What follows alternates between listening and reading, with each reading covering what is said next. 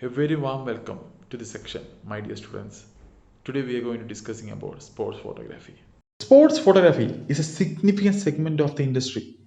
And there are plenty of opportunities here if you are looking for another source of revenue for your photography business. Even if you are in athletic yourself, snapping an image of a players or a sports people is a great way to expand your photography skill set. Capturing an action at the fast pace of athletic event makes for a challenging photographic assignment. Practicing an action shot for sports photography can improve your camera skill also, open up more creative possibilities, and enhance your photography game overall. So, what is sports photography?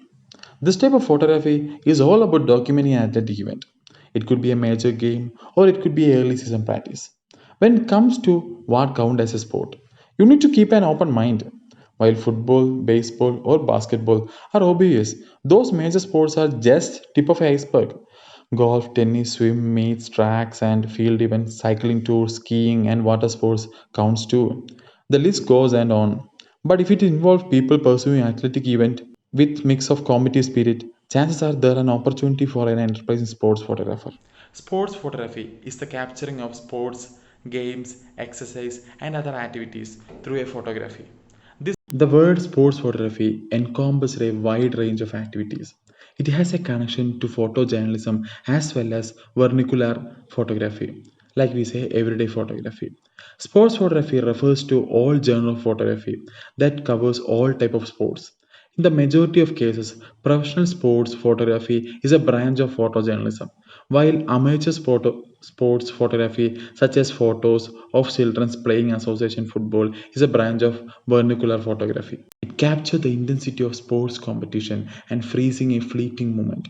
It relies on the talent and creativity of the photographers, as well as on the technical advance that makes it impossible to capture those empirical events and depict them as accurately as possible. Capturing action at the fast pace of athletic event makes for a challenging photographic assignment. Practicing an action shot for a sports photography can improve your camera skill, open more creative possibilities, and enhance your photography game overall. Said before, sports photography is not a small thing. To capture this big thing, we need very big equipments. Especially, we use telescopic lens for capturing the image. So, telescopic lens is also known as zoom lens. A zoom lens is a single interchangeable lens that can be used on different cameras with different format and still delivers similar performance.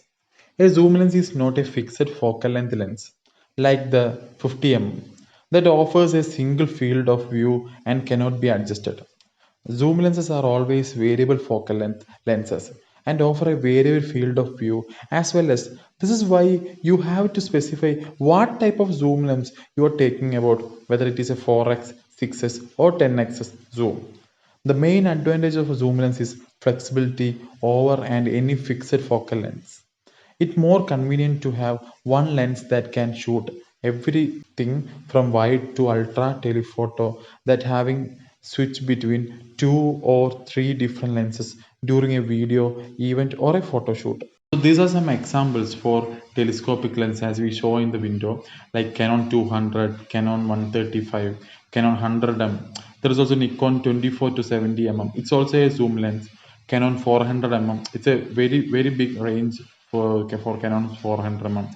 So these are some for example for sports photography lenses we use in camera. Now discussing the development of sports photography. In 1882, movement in sports was captured via a succession of different images to give illusion of motion. Sports photographs were now able to convey an action. Flexible and transparent celluloid roll film was marketed for the first time by American George Eastman in 1884. So now in this slide we can see some iconic sports photographs were taken long back again. So what I'm trying to say that sports photography is not a simple thing or a simple job. There are a lot of hurdles, a lot of challenges where when we think about the pre-planning of taking cameras, what type of camera we should be taking, what type of lens we are carrying, everything, and the time which we are shooting, like the sunny days, the full day we will be working. So we should be ready to be facing these challenges and all thing, and we should be very pre-planned about how we are going to managing all the thing, so then only we can get or to become a good sports photographer. Like I said to you, why the sports photography is so hard? Because sports is a moving so fast. Everything will be like very fast, and there will be a fraction of second to capture this image. So the photographer should be very much like attention. He should be with very much attention, then only he can capture these images. And the fields are very big, there will be a sunny days, arenas are dark. So you will be very much conscious about all the climatic changes and all the things. And so our brain will be working like everything will be like we will come to so you don't control the subject is yeah, that's a one of another thing, because in sports photography we cannot control the subject. So subject will be running or doing some activities, something like that. Depends on the sports. So we should be very conscious about the subject and to capture the focused image. That's a very big thing. We should be capturing the focused image. And the composition is a very important thing. The sports photographer should know the right place, where should be the right place to capture this correct image. The action, that when the action happening, where will be the correct position to framing all the things, because we are carrying a big lenses, heavy equipments and all things. So we should be very conscious about the place where we are going to stand, or we are going to put the frame. Another big deal is like the we will be taking like 2000 plus photos, because there are n number of capturing. We know the shutter. We gradually, to capturing a motion image, we will be increasing the shutter speed. So increase the shutter speed, and we will be capturing the image, like getting the focus and capturing like 2000 plus image for a one game. So for another thing is in post process, and we need a big memory storage capacity to capture, because we will be capturing 2000 plus pictures. For uh, storing the 2000 plus pictures, we need a big hard disk. And also to working in a computer, in a fast computer, we need a big computer with a big processor and a processor and all, because it will be a big storage. When we increase the shutter speed to capture this motion picture, the memory will be increasing and all. So there are a lot of steps like that. So what we are saying, that for being a sports photographer, it's not about taking the photos only, it's also part of this all hurdles we are facing and all. In this slide, the influence on the image of a woman. So see this photo, like how they have taken, the time, the moment, how they have captured this all. So sports photography has also played a role in modernizing the image of a woman. The advent of magazines such as French publication Livia Grand Air, which published the photographs of women riding bicycles, helped to promote more modern representation of women. Nevertheless, in early 20th century, very few women practicing sports, which is why there are far fewer photographers of them. So some of the famous sports photographers: Neil Leifer, Aaron Cheng, Haimani. Neil Leifer, retired sports photographer. Neil Leifer was once considered a boy wonder at Sports Illustrated. Leifer sold his first photos to the magazine when he was 15 and landed his first cover when he was 90.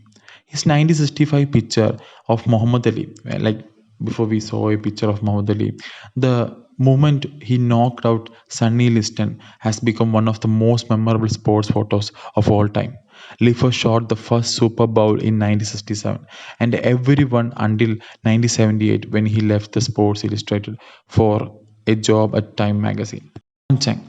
After 30 years on job, Aaron Cheng has earned the title of the best surf photographer in the world. Cheng got started in the business by combining his two passions, surfing and photography. The preeminent surf photographer has risked his life on many occasions to capture the world's most talented male and female surfing champs in the water. For nearly a quarter of a century, Chang has braved 25-foot swells on Hawaii North Shore to hone his craft. Haimani is considered Britain's first female sport photographer. The determinant Shutterbug made her mark in the industry in a time when women were not allowed to stand on the sideline at certain sport venues to take pictures. However, money was undeterring, and after a 2-year battle in the early 1970s, she was allowed to cover British football matches. Now, when we come to the conclusion, we can say that hard work, dedication to the craft, education, and the ability to fall in love every day are what is taken to be a good photographer. add reflexes and knowledge of games, and you have the recipe of being a good sports photographer. The best sports photographers have some attributes in common. They work very hard, taking little for granted. They are dedicated to their craft. So, students, I believe that you got an idea about sports photography. Thank you.